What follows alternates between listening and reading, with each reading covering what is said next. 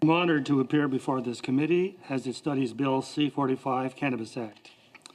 In the next few minutes, I propose to briefly review my studies of cannabis on behalf of the Science and Technology Branch of Agriculture and Agri-Food Canada.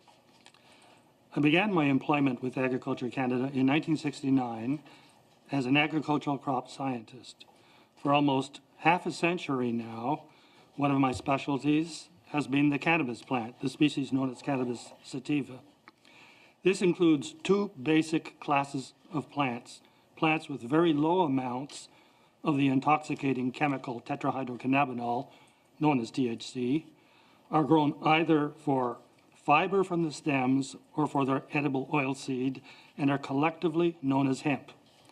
Plants with very high amounts of THC are called marijuana plants, and of course they are used to produce the drug preparation called marijuana. The word cannabis is often used in a generic sense to refer to marijuana, and many advocates of the medical use of the drug think it's more polite to talk about medical cannabis than medical marijuana, but it is really the same thing.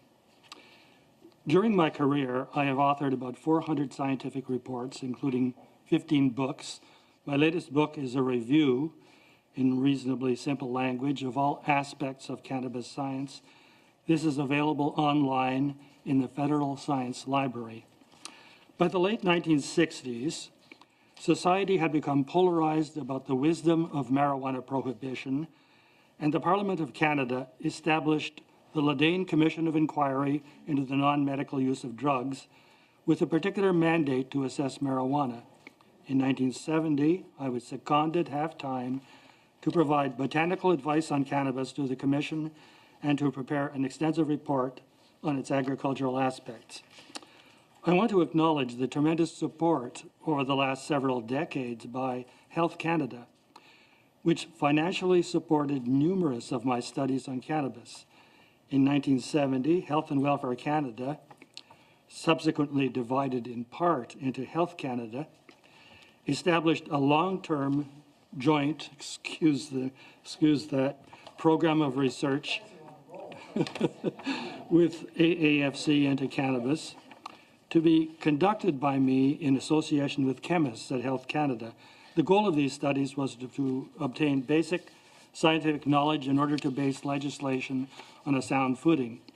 Because marijuana has been a prohibited, albeit popular drug for many years, authorized scientific research has been limited, and a great deal of misinformation was in circulation. In its wisdom, the Government of Canada has supported targeted research for decades. Starting in 1971, I grew hundreds of different varieties, both hemp and marijuana, on a central experimental farm, and these were analyzed chemically. This research established clearly that many varieties of the cannabis plant have insignificant amounts of THC and can be grown without fear that they will be utilized as a narcotic. Conversely, many varieties have large amounts of THC, and of course, these have been favored for illicit purposes and in more recent times for medical usage.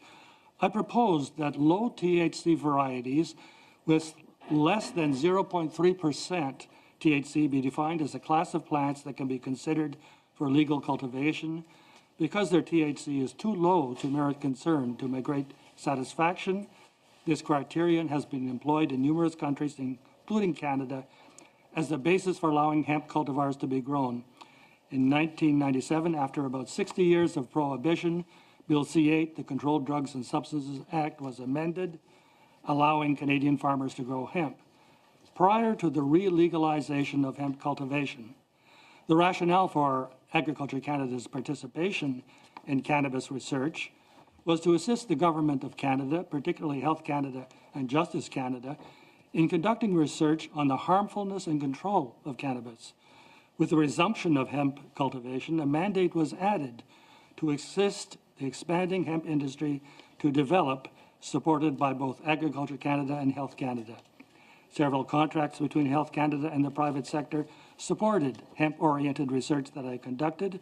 For example, with the support of Health Canada, I was able to establish storage conditions to maintain hemp seeds in a viable condition for many years. In return, I have been a member of Health Canada committees, formulating and modifying regulations controlling hemp cultivation in Canada, and annually reviewing cultivars that are allowed to be grown. Similarly, our sister organization, the Canadian Food Inspection Agency, has been responsible for conducting hemp purity trials to maintain hemp variety quality, and for years I have assisted them in this activity. Notably, several contracts with private sector companies have also supported collaborative hemp research with Agriculture Canada. The activities summarized here have contributed significantly to Canada becoming the world leader in developing hemp as an oilseed industry.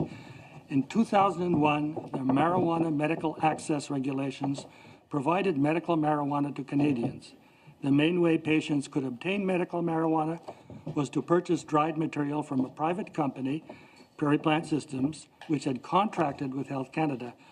A cooperative project between the firm and Agriculture Canada, conducted by me, was key to establishing a production system for 12 years until 2013. A marijuana strain I selected was the standard form of medical marijuana in Canada. It was used by about 100,000 patients.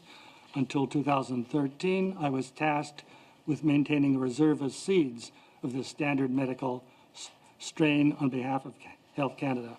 Finally, I would like to emphasize that I and my many colleagues at Agriculture Canada have expertise that can contribute to the safe and efficient implementation of government policies concerning marijuana.